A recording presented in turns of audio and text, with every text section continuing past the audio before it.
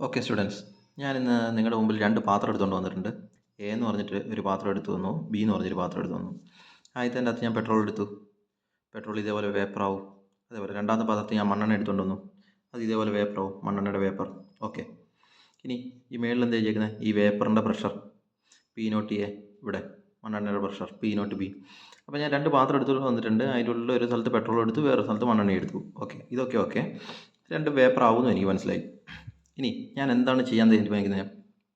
ഈ രണ്ട് പാത്രത്തിലുള്ള സാധനം ഒരു പാത്രത്തിലേക്ക് ഞാൻ മാറ്റി. ഇവിടെ ഞാൻ നോക്കിക്കേ, ഇതിൻ്റെ ഉള്ളിൽ രണ്ടുമുണ്ട്, പെട്രോളും ഉണ്ട് മണ്ണെണ്ണയുണ്ട്. ഇതൊരു മിക്സ്ചറാണ്, രണ്ട് കമ്പൗണ്ട് ഉണ്ട്. അപ്പോൾ എന്താ കാരണം എന്ന് മനസ്സിലായല്ലോ? ബൈനറി സൊല്യൂഷൻ എഴുതാനുള്ള കാരണം. അതിൻ്റെ ഉള്ളിൽ രണ്ട് ഐറ്റംസ് ഉണ്ട്, പെട്രോളും ഉണ്ട് മണ്ണെണ്ണയുണ്ട്, എയും ബിയും ഉണ്ട്. എന്നിട്ട് ഇതിൻ്റെ മേളിലും വേപ്പർ ഫോം ചെയ്യുന്നുണ്ട്. ഇവിടെ ഈ ഫോം ചെയ്ത വേപ്പറിൻ്റെ പ്രഷർ കണ്ടുപിടിക്കാൻ വേണ്ടി ഞാൻ തീരുമാനമെടുത്തു. ആ പ്രഷർ എന്ന് പറഞ്ഞാൽ എനിക്ക് ആദ്യം കിട്ടിയ ആദ്യം രണ്ട് സ്ഥലത്തെയും പ്രഷർ എൻ്റെ കയ്യിലുണ്ടായിരുന്നല്ലോ. പാർഷ്യൽ പ്രഷർ പി നോട്ട് എയും പി നോട്ട് ബിയും ഉണ്ടായിരുന്നു. ഇത് തമ്മിൽ ആഡ് ചെയ്ത് കഴിഞ്ഞാൽ പുതിയ പ്രഷർ കിട്ടുമെന്നാണ് ഞാൻ വിചാരിച്ചത്. പക്ഷേ അങ്ങനെ കിട്ടില്ല. ഇതാണ് ആദ്യം മനസ്സിലാക്കേണ്ട കാര്യം. പി നോട്ട് അതിനോട് പി നോട്ട് ബി കൂട്ടി കഴിഞ്ഞാൽ നിങ്ങൾക്ക് കിട്ടില്ല. പകരം നിങ്ങൾ എന്തിനു യൂസ് ചെയ്യണം? റൗൾട്ട്സ് ലോ ഫോം യൂസ് ചെയ്യണം. നിങ്ങൾ അതിൻ്റെ കൂടെ നിങ്ങളുടെ പാർഷ്യൽ പ്രഷറിൻ്റെ കൂടെ നിങ്ങൾ മോൾ ഫ്രാക്ഷൻ കൂടി മൾട്ടിപ്ലൈ ചെയ്ത് കൊടുത്തിട്ട് ആഡ് ചെയ്താൽ മതി. കണ്ടോ? ബിയുടെ കൂടെ മോൾ ഫ്രാക്ഷൻ കൂടി മൾട്ടിപ്ലൈ ചെയ്ത് കൊടുത്തു, ആഡ് ചെയ്തു. എയുടെ കൂടെ മോൾ ഫ്രാക്ഷൻ മൾട്ടിപ്ലൈ ചെയ്ത് കൊടുത്തു, ആഡ് ചെയ്തു. ഇപ്പോൾ നിങ്ങൾക്ക് കിട്ടും, ടോട്ടൽ പ്രഷർ കിട്ടും. അപ്പോൾ ടോട്ടൽ പ്രഷർ എന്ന് പറഞ്ഞു കഴിഞ്ഞാൽ രണ്ട് പാർഷ്യൽ പ്രഷറുകൾ തമ്മിൽ ആഡ് ചെയ്താൽ മതി. പാർഷ്യൽ പ്രഷർ കിട്ടാൻ നിങ്ങൾ എന്ത് ചെയ്തു? പ്യുവറായിട്ടുള്ളതിനെ മോൾ ഫ്രാക്ഷൻ കൊണ്ട് മൾട്ടിപ്ലൈ ചെയ്തു.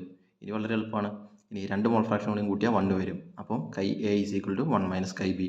അത് ഏതെങ്കിലും ഒരു സ്ഥലത്ത് സബ്സ്റ്റിറ്റ്യൂട്ട് ചെയ്യുക. കൈ എക്ക് പകരം സബ്സ്റ്റിറ്റ്യൂട്ട് ചെയ്യുക. കൈ എക്ക് പകരം 1 മൈനസ് കൈ ബി സബ്സ്റ്റിറ്റ്യൂട്ട് ചെയ്തു. ഇനി പി നോട്ട് എനെ രണ്ട് സ്ഥലത്തേക്ക് ഉള്ളിലേക്ക് എടുത്ത് ഗുണിക്കുക. അപ്പോൾ ഇങ്ങനെ വന്നു.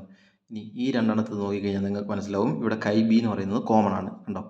കൈ ബി കോമൺ ആയത് കാരണം കൈ ബീനെ മാത്രം പുറത്തേക്ക് എടുത്ത് വെച്ചു. അപ്പോൾ ഇക്വേഷൻ്റെ അകത്ത് നിങ്ങൾക്ക് എന്ത് വന്നു? മൈനസ് പി നോട്ട് എയും പ്ലസ് പി നോട്ട് ബിയും വന്നു. ഓക്കെ, അപ്പോൾ P nought B minus P nought A, അതിനൊന്ന് വൃത്തിയാക്കി എഴുതാം. എനെ രണ്ടാമത് എഴുതി, ഒന്ന് വൃത്തിയാക്കി കിട്ടും. P nought A plus chi B. അപ്പോൾ ടോട്ടൽ പ്രഷറിനുള്ള ഇക്വേഷനായി. ഇതാണ് നിങ്ങളുടെ ടോട്ടൽ പ്രഷർ. ഇനി ഒന്ന് ശ്രദ്ധിച്ച് നോക്കിയേ, ഇതെന്തിനാണ് ഈ നോട്ട് എന്ന് പറഞ്ഞ ചിഹ്നം കൊടുക്കുന്നത്? പ്യുവറാണ് സൊല്യൂഷൻ എന്ന് കാണിക്കുന്നതിന് വേണ്ടിയിട്ടാണ് നോട്ട് കൊടുക്കുന്നത്. ഇവിടെ പെട്രോൾ മാത്രമേ ഉണ്ടായിരുന്നുള്ളൂ, ഇവിടെയോ മണ്ണെണ്ണ മാത്രമേ ഉണ്ടായിരുന്നുള്ളൂ, ഇവിടെയോ ഇത് പെട്രോളും മണ്ണെണ്ണയും കൂടി ചേർന്ന മിക്സ്ചറാണ്. ഇതൊരു ബൈനറി സൊല്യൂഷനാണ്. അവിടുത്തെ പ്രഷർ എന്ന് പറഞ്ഞാൽ ഈ രണ്ട് പ്രഷർ കൂടിയും കൂട്ടിയാൽ കിട്ടില്ല. പകരം നിങ്ങൾ എന്ത് ചെയ്യണം? ഇങ്ങനെ കൂട്ടണം, പക്ഷേ കൂട്ടുന്നതിൻ്റെ കൂടെ നിങ്ങൾ എന്തും കൂടി ചെയ്യണം? മോൾ ഫ്രാക്ഷൻ കൊണ്ട് മൾട്ടിപ്ലൈ ചെയ്തതിന് ശേഷം കൂട്ടണം. ഇത്രയേ ഉള്ളൂ, സിമ്പിൾ ആൻസർ.